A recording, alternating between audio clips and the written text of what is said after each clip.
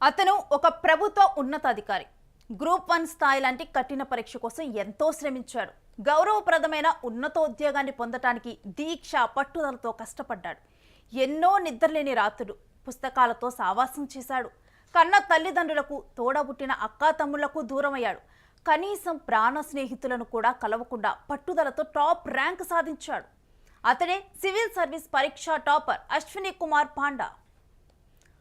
ఉన్నతోద్యోగం కోసం సర్వం త్యాగం చేసిన అశ్విని కుమార్ పాండాలోని డబ్బు ఆశ అతని నీతిని, నిజాయితీని దెబ్బతీసింది.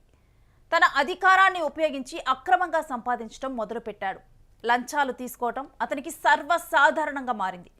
ప్రజల సంక్షేమం కంటే తన సొంత లాభం గురించే ఎక్కువగా ఆలోచించటం మొదలుపెట్టాడు. చివరికి కేవలం 15,000 రూపాయల లంచం తీసుకుంటూ అడ్డంగా దొరికిపోయాడు.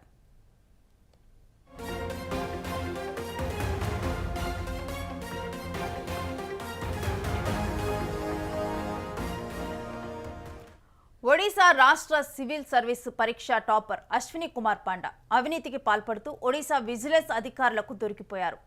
సంబల్పూర్ జిల్లాలోని భమ్రా తహసీల్దార్గా పనిచేస్తున్న ఆయన వ్యవసాయ భూమిని ఇంటి భూమిగా మార్చేందుకు ఒక వ్యక్తి నుంచి లంచం డిమాండ్ చేశారు. కేవలం 15,000 రూపాయలు లంచంగా తీసుకుంటూ ఉండగా విజిలెన్స్ అధికారులు పట్టుకున్నారు. నెల రోజుల క్రితం ఓ వ్యక్తి తన భూమి మార్పిడి కోసం తహసీల్దార్ అశ్విని కుమార్ పాండాకు దరఖాస్తు చేసుకున్నాడు. ఇందుకు పాండా 20,000 రూపాయలని లంచం డిమాండ్ చేశాడు. కనీసం 15,000 రూపాయలన్నా చెల్లించాలి అన్నాడు. ఆ మొత్తాన్ని చెల్లించుకుంటే మ్యుటేషన్ కేసులో ఈ మార్పిడికి అనుమతించబోనని బెదిరించాడు. అశ్విని కుమార్ పాండా తీరుతో విసిగిపోయిన బాధితుడు విజిలెన్స్ అధికారులను ఆశ్రయించాడు. దీంతో రంగంలోకి దిగిన అధికారులు ఒక పథకం ప్రకారం అశ్విని కుమార్ పాండాను పట్టుకున్నారు. అనంతరం భువనేశ్వర్లోని పాండాకు చెందిన ఇంటిలో తనిఖీలు చేపట్టగా సుమారు 5 లక్షల రూపాయలు విలువైన నగదును స్వాధీనం చేసుకున్నారు. మెకానికల్ ఇంజనీరింగ్లో బీటెక్ చేసిన పాండా 2017లో ఒడిశా సివిల్ సర్వీసెస్ పరీక్షల్లో అగ్రస్థానంలో నిలిచాడు. 2021 డిసెంబర్లో జూనియర్ ఒడిశా అడ్మినిస్ట్రేటివ్ సర్వీస్లో చేరి ట్రైనింగ్ రిజర్వ్ ఆఫీసర్గా ప్రభుత్వ సేవలో ప్రవేశించారు. ఎంతో మేధస్సు కలిగిన అశ్విని కుమార్ పాండా లాంటి ఆఫీసర్లు ఇలా వృత్తి ధర్మాన్ని విడిచి లంచాలకు అలవాటు పడటం ప్రస్తుతం చర్చనీయాంశంగా మారింది.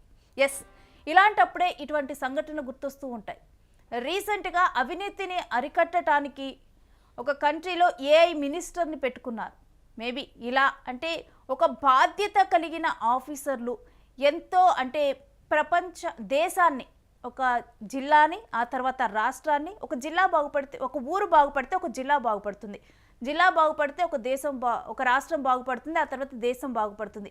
అంతటి పవర్ ఉన్న ఇటువంటి అధికారులు ఎంతో కష్టపడి ఏదో సాధిద్దాం, జనాలకి ఏదో మేలు చేద్దాం అని చెప్పి కూడా గ్రూప్ ఎగ్జాముల్లో కష్టపడి పాస్ అయి వచ్చిన వాళ్ళు చివరికి ఇలా లంచాలకు అలవాటు పడిపోయి అదే ప్రజల పాలిట పీడితుల్లా మారుతున్నారు. ఇప్పుడు కరప్షన్ని అరికట్టడం ఎంత అత్యవసరమో ఇలాంటి అధికారులను చూస్తే అర్థమవుతుంది.